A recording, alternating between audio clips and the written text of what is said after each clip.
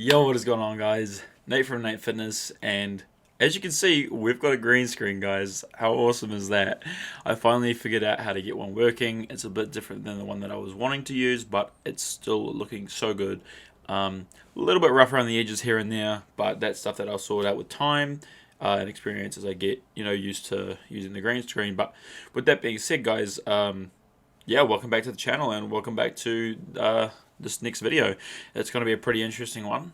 Today we're going to be looking at my before and after year of lifting, or it's roughly a year of lifting, guys. Okay, give or take a couple months, maybe. I'm not too sure. I couldn't really tell from the picture data, but yeah, it's going to be a pretty cool one, bro. It's pretty cringe. So yeah, let's get straight into it. So guys, with that being said, the image you're about to see is pretty cringe, and it may end up changing your opinion of me throughout the rest of the video. Hopefully when you see the after and, the fruits of the labor, you'll come back to being like, oh, Nate's not such a shitter, but yeah, it's it's pretty cringe even for me. Everything about it just makes me want to die and embarrasses me. And I'm just lucky that the people that I know now didn't know me back in these days, because I'd never live it down. But yeah, so this is the before, guys. One of the first things you might notice right off the bat is the gloves. Now, the gloves are an interesting thing. I feel like a lot of new lifters could probably, you know, empathize with, when you first go to the gym and you feel the knurling, it's pretty rough. Especially if you are retarded and try and do crazy lifts like me, not necessarily ego lifting, but just not really knowing better, not really knowing what I'm doing. So the heavy weight on the hands was just rough, and so, obviously, I was like, I'm gonna go get gloves. It's gonna help me a lot. And at the time, I didn't really know how cringe and unnecessary gloves would end up being, but yeah, aside from the gloves and the super, super cool warehouse shoes, the absent socks are pretty cool, but the shoes are just so fucking cringe. I just can't. Not really much else to see in terms of what I'm wearing, and just typical fucking gym fit. Facial expression like a fucking mushroom, like I'm gonna die. But yeah, this is really interesting. This is pretty soon into when I started lifting. I wouldn't say it's necessarily one of my first days lifting. I think I had a couple of months before I was doing stuff like this. I remember lifting, 40, 60 kilos for deads. So it's not as if this is one of the first lifts that I ever did at 100 kilos. It's completely trash. Excuse me, but it was pretty soon after I started lifting, and it was just completely cringe. Not long after this, actually, I had someone come up to me and tell me, not to do anything with the gloves or anything, but he introduced himself, and, he invited me to this Facebook group that he apparently was the, creator of, and it was a Facebook group for, like, dads wanting to become more fit, in the gym, and, they all supported each other and this and that, and I actually joined this group. Not that I was a dad, but I joined this group, and, I saw what they were all doing, and, none of them had gloves on their deadlifts, none of them were doing anything like that, and so I was like, maybe what I'll do is, I'll take the gloves off, literally take the gloves off, and we'll see how it goes, and, that's what I ended up doing, and obviously, in terms of that, the rest is history. But yeah, like, I just remember so many cringe things when it came to, my early days in the gym, and the stupid stuff that I would do. And I say stupid, but maybe it was more ignorance than it was stupidity. When you're new to the gym, you don't really know what you're doing, and if you don't have a trainer or someone to tell you what you're doing, then of course, you're going to end up looking a little bit silly, a little bit dumb, and so that's kind of what happened. But I like to think that if I was to go back, I wouldn't do anything differently. Like, as cringe as I look here, and as dumb as it is, I'm proud of, getting in there and getting it started and getting it done. It's a step that a lot of people can't make, and are too anxious to make. And I was one of those people until I did. But anyway, enough of that rant. In terms of the overall physique and what I've got going on here, you can see that even though I look pretty lean, I had quite a bit of visceral fat. So in this picture, I was actually not as skinny as one might be led to assume. I mean, if you look at my triceps and my bicep area, you can see there's not really a lot of muscle definition. Like you can see kind of some cut, and with the triceps, delts aren't really up to fuck all, and the lats are basically non-existent. In terms of legs, pretty skinny, pretty beanpole. The quads aren't really up to much either. But a lot of the fat at this time was actually in my ass and around the stomach. So a lot of visceral fat, a lot of fat around the thighs and the ass. So I was actually sitting at around 90 kilos, believe it or not, in this picture, which is pretty heavy considering how non-muscular and skinny I look. So it was kind of like a very stereotypical skinny fat kind of situation where you look skinny, but actually you're fat. And well, I say fat, but I feel like fat's probably more of a social kind of construct. But I would say that I was overweight, and a lot of that weight was fat. So it's very interesting that looking back on it and being 90 kilos there and being 90 kilos recently, how different it looks just due to the fact that 90 kilos with no muscle and being skinny fat, and 90 kilos with muscle and being higher body fat but not necessarily fat, is just two crazy different things, and it's just insane how different they look. Not that you can really see from this image. I picked this image just because I thought it was a bit funny with the gloves and the deadlift. There's a few other images back in the day that I had that may have been better. I might put a few of them over this video while I'm talking, just so you guys have some interesting shit to look at. But yeah, like really not that much going on. Looking pretty trash, and pretty new. But yeah, like as you can see, my knees are looking a bit knobby. My elbows, you can kind of see, my forearms aren't really up to much. Just at this time I was doing 5x5, strongman's 5x5, which is funny because it was I found that through the bodybuilding forum, and I don't know if many of you guys are actually very I don't know if you know about the bodybuilding forum or anything like that, but it's essentially just a forum with a lot of people that are lifters, and so it's not just bodybuilders. There are obviously powerlifters there, but it's a forum, so it's kind of a place where people come and post up, and they post their experiences, their guides, all that kind of stuff. It's not necessarily just people flexing and being huge.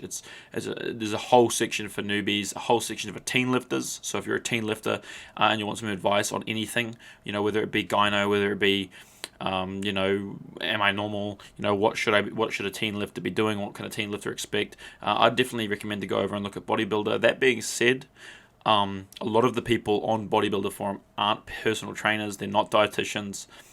So be careful with the advice you take from them and how much you lean into it.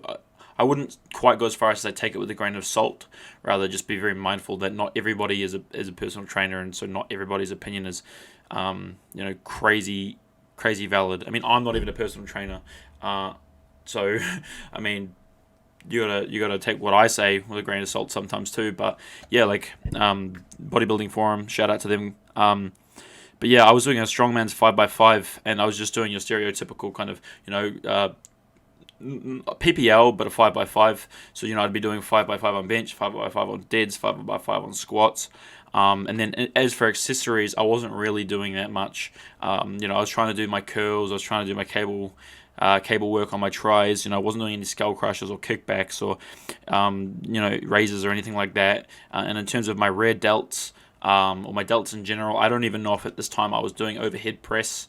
I think I was doing shoulder press, but it wasn't really doing that much for me. But I definitely wasn't really doing any rear delt work. So I wasn't doing any rear delt raises. I wasn't doing any face pulls. I wasn't doing anything like that. And so you can kind of see in my back that it's just my rear delts there are just trash. Not that you can expect much from being a newbie, but I just figured by pointing out what I was looking like here when we go to my after pictures, after a year of lifting kind of pictures. I would feel comfortable to say right about now that it's been about a year since these pictures. We're just a little bit over. These were just a little bit before the end. No, sorry, just a little bit before the start of 2021. So probably like, October 2020. Pretty cringe.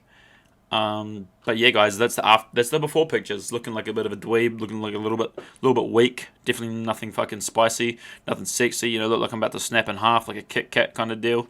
So let's jump straight into the after picture that I'm going to be mainly using. I haven't really taken a lot of after pictures, so you'll have to bear with me. So I met this awesome coach, awesome personal trainer. His name's Ben. Shout out Ben if you're watching this. You're a beast. And he looked at my kind of training regime, if you want, my training schedule, and he just said, "What the fuck is this? You know, like, what are you even doing? You're just a shitter. Like, why are you so bad?" And he didn't actually say that, guys. He didn't actually say that, but that's what I was probably thinking that he was thinking, because it was really bad. And he put me off of a 5x5.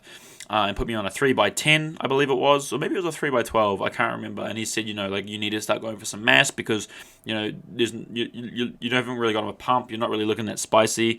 And he told me this kind of stuff just a little bit after that before picture. So I was a little bit bigger, but nowhere near as big as what I am now. And I started doing things like, you know, 3x10 on bench. I started doing, you know, 3x10 on deads. I started doing 3x10 overhead presses.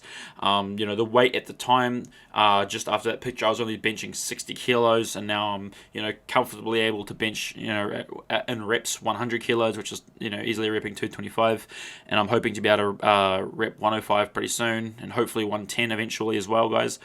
But yeah, that's the kind of things that I changed, and I started doing a lot more, you know, isolations and a lot more accessory work. So I started working on you know, certain muscle groups more than what I did. So, you know, I started working on my rear delts a lot more. I started working on my chest a lot more. But in terms of doing things like, you know, cable flies, DB flies, you know, SS plate squeezes, just all these kind of things to kind of, you know, help out my chest in certain areas that were kind of weak, and my triceps as well, guys. My triceps were extremely weak compared to my chest, which was kind of giving a bit of a bottleneck in terms of lifts. You know, I'd get to the bottom of the you know, the bottom portion of the lift, and I couldn't push it back up, guys. And so, you know, by doing a lot more tricep work, I was able to kind of break that plateau and break that bottleneck. And so, you know, to get my triceps stronger, I did a lot of stuff like you know, a lot more cable work. You know, I did overhead raises. I did just skull crushers. Close grip bench is a huge one that I started doing, and I still do it to this day. And at the moment, like I told you guys, I'm doing a 3x12 hypertrophy block. And so I'm doing kind of lower weights, you know, maybe 65%, 70% of my one rep, just to try and really push out some volume, get the form down on some lifts that are still lacking a little bit or a little bit lackluster. But yeah, that's how I really got crazy volume on the tries and really brought them back from being mediocre to, you know, pretty good. In terms of legs and stuff, I don't really change much, you know, and I incorporated some lunges. I incorporated leg presses a lot more seriously. You know, I went from doing 2 plates on a leg on each side of the leg press to now I could comfortably do, you know, 7 plates each side of the leg press if I really wanted to. I could do probably more than that, but I mean, I don't really see the point. Going low and slow on that's probably better. But yeah, guys, just changing my outlook as well really helped. You know, instead of going from an outlook of, you know, I want to be the biggest, I want to be the best, I just kind of decided like, hey, look, you know, I want to be better than I was yesterday. And, you know, that kind of outlook and that, you know, I want to be better, I want to be better, I want to be better every day, you know, 2-hour sessions a day, just really getting in there. And doing my best. That's what really helped. I wish I had some video examples as to the kind of lifts that I was doing. I don't really, guys. I am going to be posting videos of my actual lifts pretty soon once the lockdown restrictions here are gone, because I just don't really want to be filming in the gym while everybody else is there. I think it's kind of rude if, you know, you're filming 30 different people when you're only trying to film yourself. You know, people don't ask to be filmed. That being said, guys, yeah, like, I really didn't change my eating that much. I just made sure to hit my protein macro as the most important one to me personally. So, you know, I was eating a ton of stuff like, you know, protein pasta, protein shakes, just chicken. I was eating eggs for a long time, but I don't eat eggs as much now just because of the high cholesterol. I have a hereditary issue with high cholesterol, so I don't eat super high cholesterol foods at the moment. But yeah, just really focusing on my lifts and how slow and how progressive I was, the progressive overload on these lifts. Like I said, I went from 60 kilo 3x5, 60 kilo 5x5 to, you know, being able to do 90 kilos 3 by 10, for example. You know what I mean? Just really working on that progressive overload, really working on, how my muscles contract, and pinch on certain exercises, and really feeling them, getting that mind muscle connection really helped a lot, guys. And just not giving up, and not caring so much how I was compared to anybody else.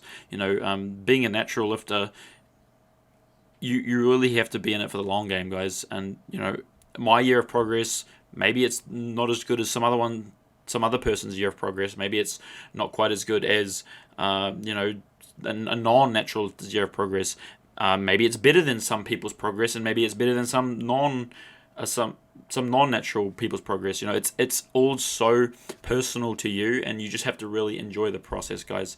I will actually be releasing, once lockdown restrictions are gone, I will be releasing videos on the specific lifts I kind of did to help.